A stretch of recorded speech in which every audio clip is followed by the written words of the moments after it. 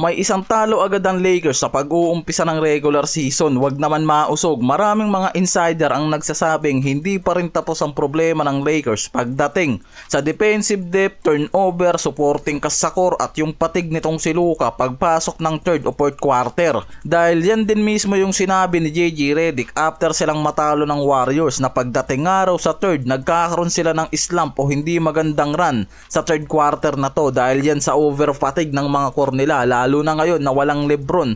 Kaya si Luka kahit tumataas yung scoring niyan at mag-over pa ng 40 points, pagdating sa huli kinakapos sila at natatalo pa katulad sa nangyari nga dito kontra Warriors. Ang Lakers napabayaan ang Warriors mula sa 18-4 run sa starting game ng third quarter. Diyan mismo lumobo yung kalamangan ng Warriors at di na sila nakabawi sa huli.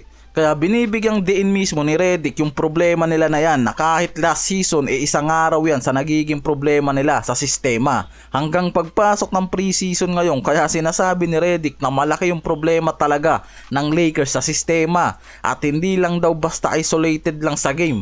Dahil ang third quarter, alam naman natin na critical quarter sa game yan. Karaniwan pagkatapos ng halftime, ang coaching staff may pagkakataon na gumawa ng adjustment, depensa o opensa para makuha yung momentum sa game para sa uling bahagi ng laro. Yan yung mismong problema sa sistema nitong si Redick. Kaya pagpasok ng third quarter, pagod na agad yung core nila mula kila Reeves, Luka o kahit nandun pa si Lolo Bron, wala nang nagiging suporta sa opensa. Kaya nahihirapan na yung mga yan makabangon sa uling quarter. Kaya nakikita kulang sa offensive load talaga ang Lakers sa ibang role player, hindi nakakapagbigay ng mataas na offensive impact. Si Luka at Reeves lang rin naman kasi yung may mataas na number sa nangyaring laban kontra Warriors. Yung Ayton pangatlo lang 10 points, yung iba pababa na mula kay Smart na 9 points. Kaya kulang na kulang araw talaga ang Lakers pagdating sa supporting cast ng core. Kulang ang 3-point shooting at spacing. May made only 8 of 32 triples lang sila at 25% sa field. Samantalang ang Warriors mayroong 42% sa 3-point line. At yung isa pa sa nakikita dyan na malaking problema, yung depensa, lalo na nga raw sa perimeter at rotation nila. Base sa takeaway, ang Lakers mahina pa rin ang depensa mula front at perimeter. May physicality na pero sobrang hina pa rin ang defensive depth at pinapakita nga na hindi pa rin sapat para maging maganda at competitive ang mga to sa Western. Kulang sa guard stopper kahit na may veteran presence pa na nagmumula kay Smart at support dito kay Vanderbilt at Jake LaRavia. At mahinang front at paint nitong si Ayton at Jackson Hayes. Halimbawa na lang dito kontra Warriors sa perimeter, hindi nga raw nagawa ng Lakers ang hard life sa mga shooters ng Warriors mula sa kombinasyon nila Curry, Butler, Buddy Hield, Jonathan Kuminga na may malaking average points na ginawa sa opening night na yan. Dahil ang Warriors nakakuha ng 42.5% mula sa 3-point line sa laro na yan mismo. Ibig sabihin nga lang daw ang Lakers hindi na pressure ng sapat ang tactical na aspect para sa perimeter at 3-point line nitong Warriors dahil nga sobrang hina ng rotational defense na ginagawa ng Lakers. In short, hindi na pressure itong sila Curry sa depensang ginagawa ng Lakers. Alam naman natin na ang Warriors yung isa sa mga elite shooter sa West ngayon. Kaya nakikitang para sa Lakers sa bahagi ng depensa, yan yung isa sa pinaka problema nila na dapat nga raw kontrolin, ayusin sa sistema nitong si Redick. Gaya ng pag-block o pag-limit sa 3-point shooter, pag-stop ng wing cuts, tamang switch at pagtulong sa depensa mula sa perimeter at paint. At yung mataas na turnover nga raw ng mga yan dahil meron silang 19 turnover sa game kontra Warriors at yan yung nakikitang breakdowns na malaking problema sa Lakers mula preseason hanggang sa pagpasok ng regular games na kailangan nga raw masolusyonan. Kahit may Ayton bilang starting center spot, maraming analyst ang naniniwalang may gap pa rin o kahinaan sa kanilang big man rotation.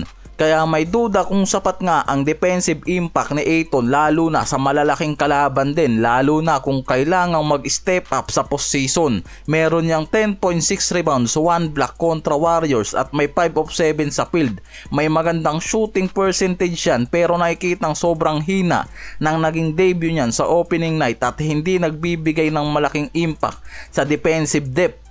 At sinabi rin mismo kasi ni Ayton na may problema siya at adjustment pa sa sistema ni Redick.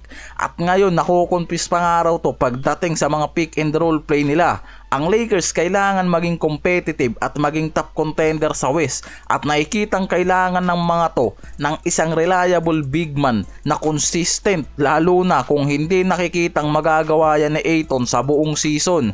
Magiging malaking problema pa nila bilang starting center to dahil ang expectation ng Lakers ang center na may contribution sa rebounds, finishing, rim protection na nakikitang hindi kayang gawin overall ni Ayton na magpapalakas pa sa kanilang front, lalo na sa mga kalaban kung saan mayroong silang malalakas na opensa sa loob o gumagamit ng pick and roll at big man mismatch. Mayroong OKC, San Antonio Spurs, Minnesota, Denver Nuggets, sa Eastern marami din, kaya talagang kailangan ng Lakers gumawa ng hakbang para sa big man na magiging dominant sa loob. Kaya kung hindi kaya yan ni Ayton magawa sa mga susunod pa na laban, nakikitang kakailanganin talaga ng Lakers gumawa ng hakbang at kumuha pa ng mas reliable big na pwedeng magamit sa starting o pwedeng maging backup o gamiting backup mismo itong si Ayton at ilagay sa power forward itong si Hayes. Merong Kleber, Dalton Knecht, Hachimura, Gabe Vincent na nasa expiring contracts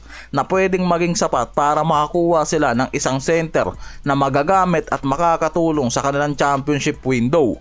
Sa market kasi, nandyan pa yung mga pangalan ng center tulad nila Nikola Vucevic, Nick Richards, Claxton, Bol Bol, Walker Kessler, pero kailangan ng Lakers ng sapat na trade assets sa mga center na yan.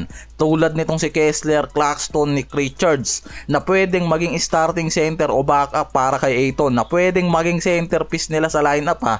At yan mismo yung nakikitang solusyon kung sakaling hindi maging consistent bilang starting center itong si Ayton. Magkakaroon ng Lakers ng option sa bagay na yan at kailangan nilang magsakripisyo ng mga role player at asset nila para lang matuloy yung championship window na kailangan nilang magawa ngayong season.